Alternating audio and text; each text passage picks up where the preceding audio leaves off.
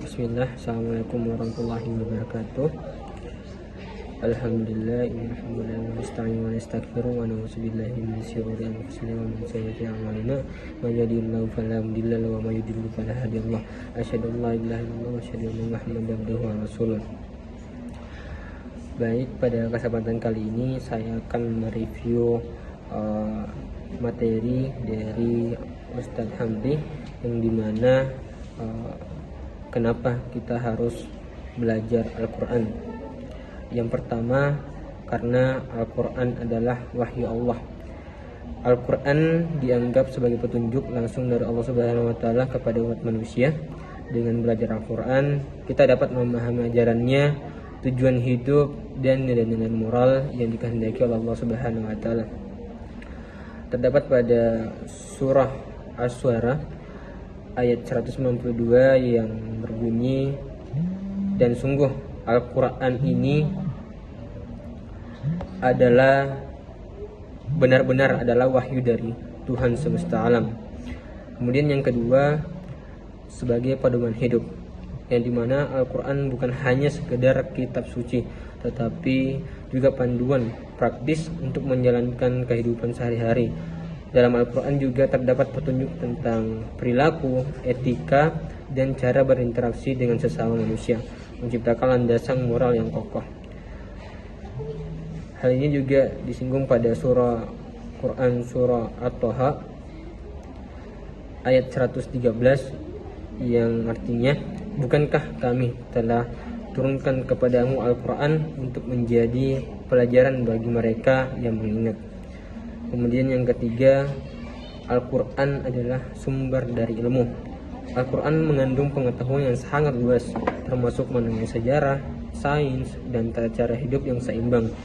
Belajar Al-Quran membuka pintu untuk memahami berbagai aspek kehidupan dan ilmu pengetahuan secara holistik. Sebagaimana pada Quran surah An-Nisa ayat 113, yang artinya, dan Allah mengajarkan kepadamu apa yang belum kamu ketahui, dan Allah karunia Allah kepada kamu yang besar.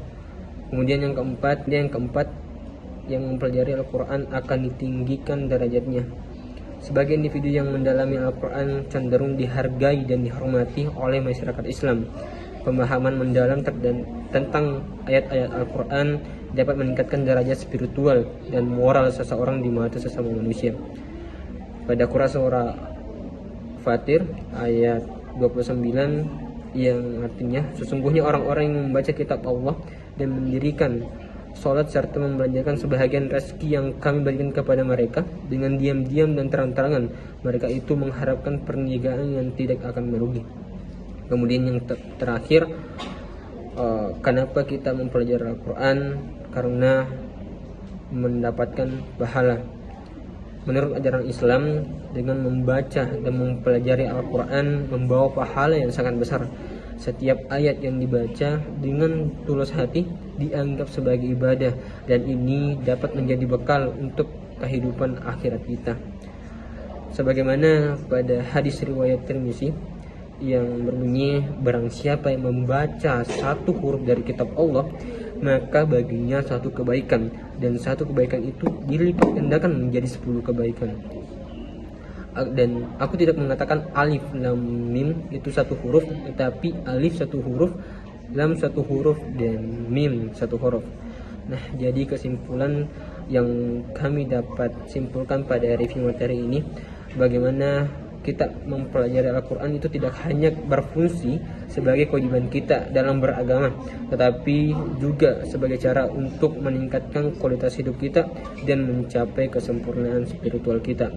Mungkin cukup sekian review materi dari kami. Lebih dan kurangnya mohon maafkan. Wabillahi taufiq wal hidayah. Wassalamualaikum warahmatullahi wabarakatuh.